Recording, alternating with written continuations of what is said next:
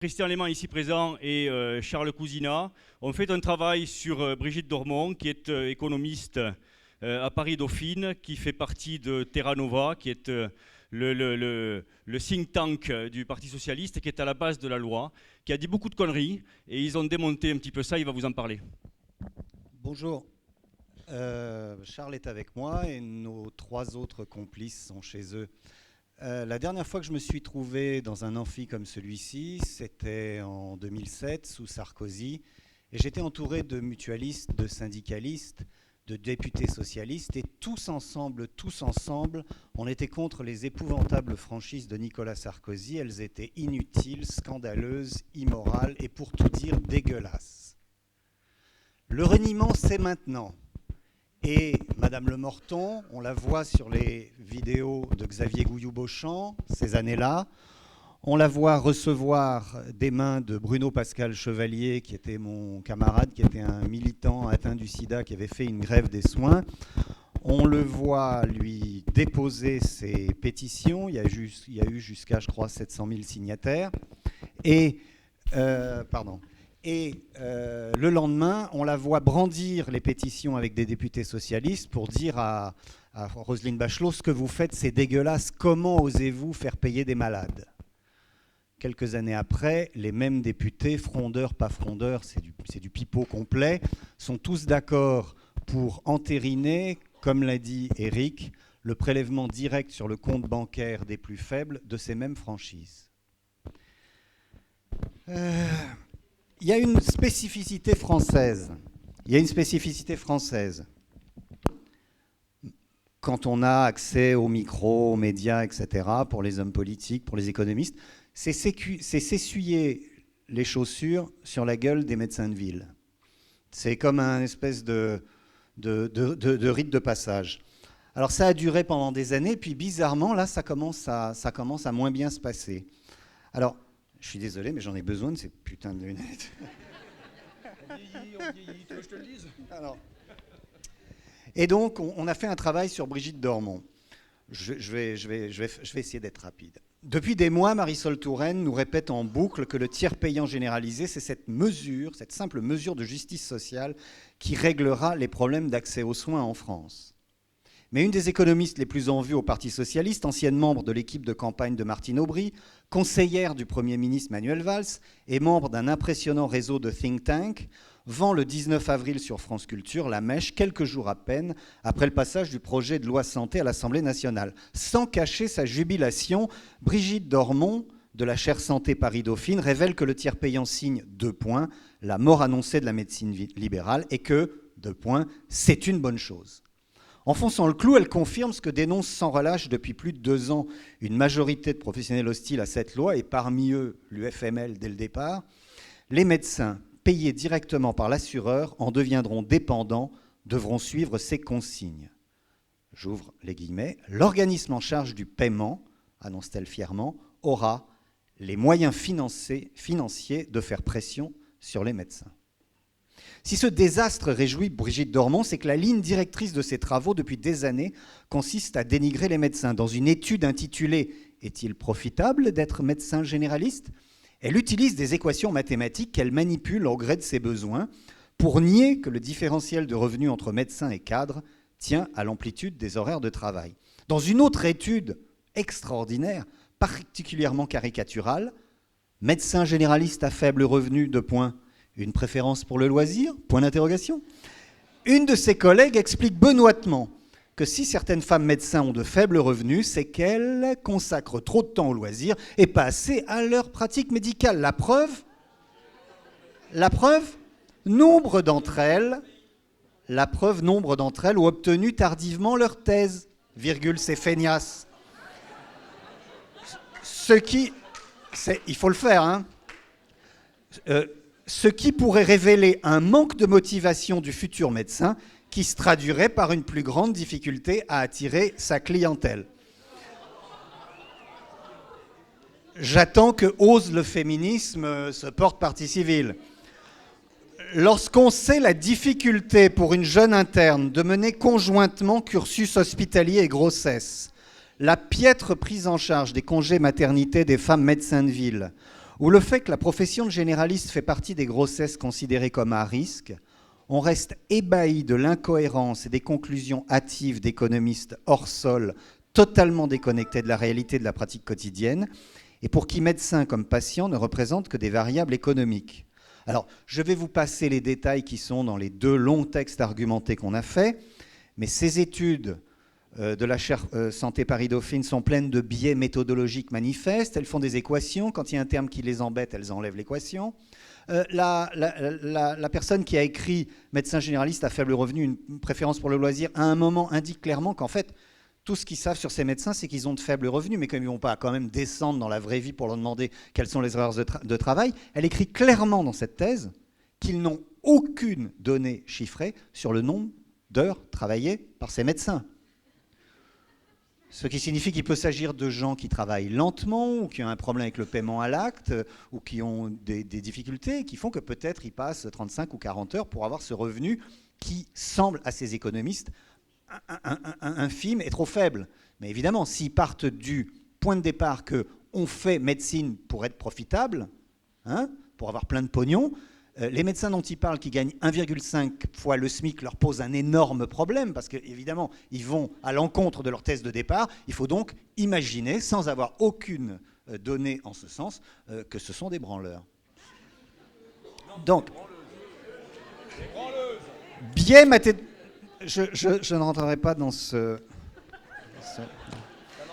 Voilà, biais méthodologique manifeste, bidouillage des données économiques, jugement à l'emporte-pièce, refus de confronter leurs théories farfelues à la réalité sociologique.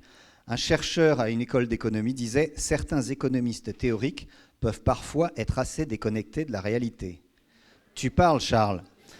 Mais au-delà de ces partis pris, ce que nous avons découvert, avec Charles, avec Marco, avec les autres, c'est tout le fonctionnement de la chaire Santé Paris-Dauphine qui est en cause. À la différence des meilleures universités anglo-saxonnes, Berkeley, Stanford, London School of Economics, qui toutes mettent en place des politiques internes de gestion des conflits d'intérêts. Il n'y a aucune politique de gestion des conflits d'intérêts à la chaire Santé Paris-Dauphine, et nous avons pu remonter, find the money, nous avons pu remonter les liens financiers de la chaire Santé Paris-Dauphine et de Brigitte Dormont avec, comme c'est étonnant, des puissances financières. Des banques, des assureurs peuvent donc étendre leur influence au sein même de l'université française et la transformer en simple faire-valoir, caution que ces assureurs utilisent ensuite à des fins de lobbying afin d'influencer la décision politique.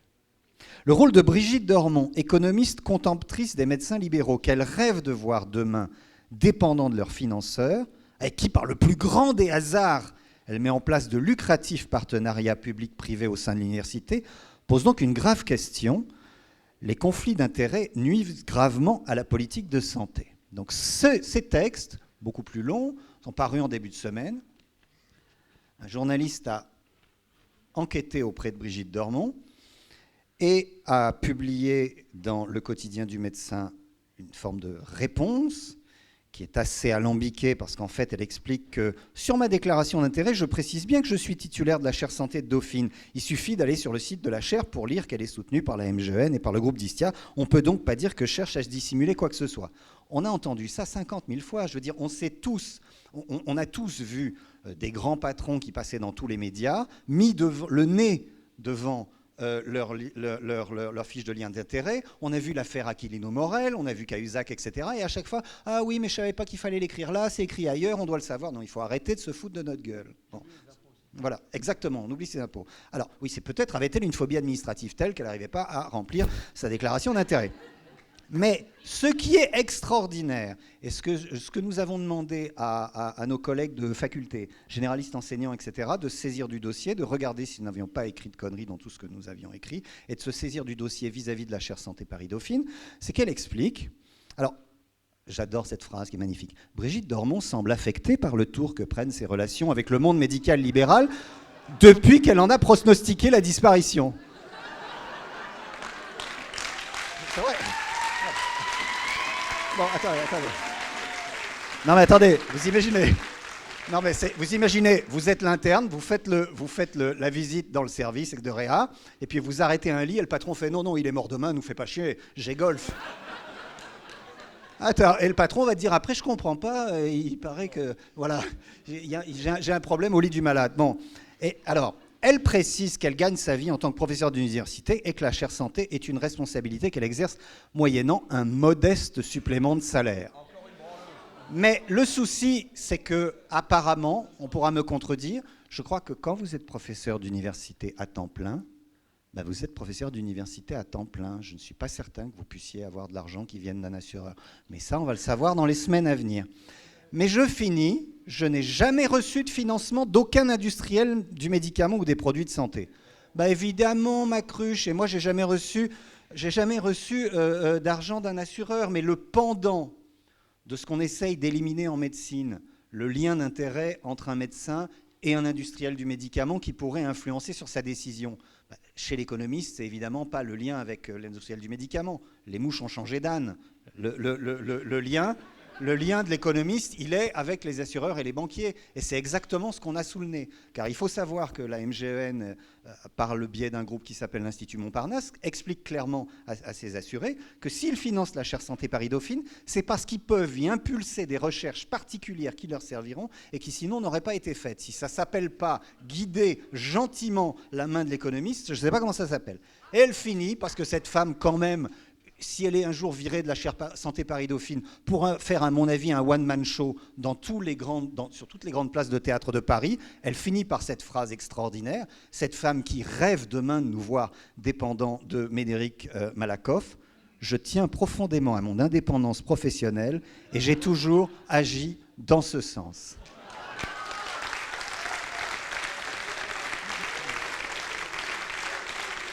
Alors, au-delà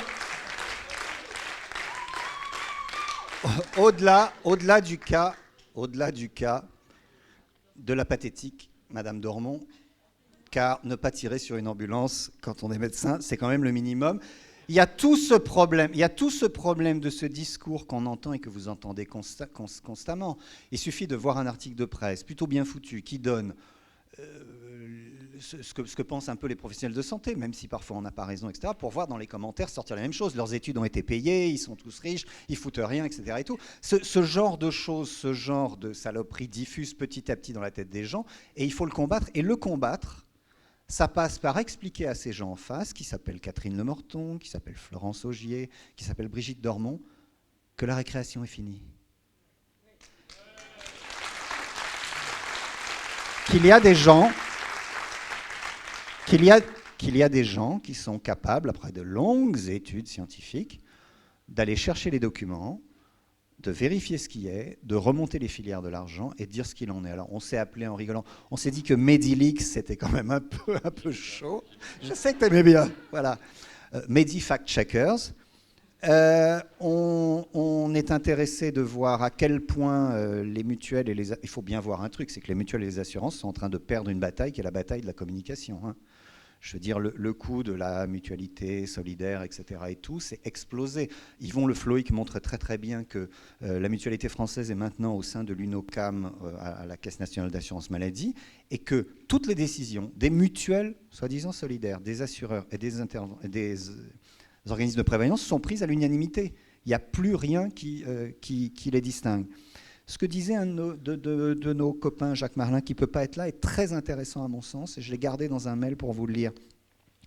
Le problème, c'est que les mutuelles, comme l'ensemble des complémentaires d'ailleurs, ne veulent absolument pas négocier avec les médecins, sinon pour les lanterner et mieux les leurrer. Ce qu'elles veulent, c'est négocier avec l'État, considérant que les pouvoirs régaliens de coercition de l'État peuvent obliger les médecins à se couler bon gré mal gré dans les dispositifs tripartites convenus entre l'État, donc, son fondé de pouvoir, la sécurité sociale, et elles, les complémentaires, les faisant accéder au statut de fermier général nouvelle manière. C'est incommensurablement plus que ce qu'elle pourrait espérer d'une négociation avec les professionnels.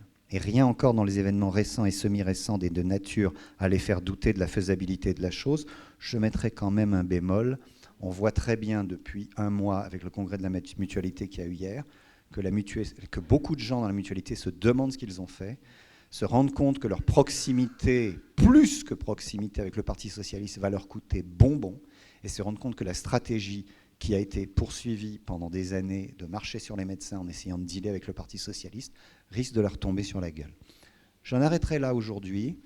Je dirais simplement, si vous êtes un homme chauve qui passe dans les médias pour saloper les médecins depuis des années, commencez à ranger vos Playmobil dans les sacs Ediard. Because you're next, fucker.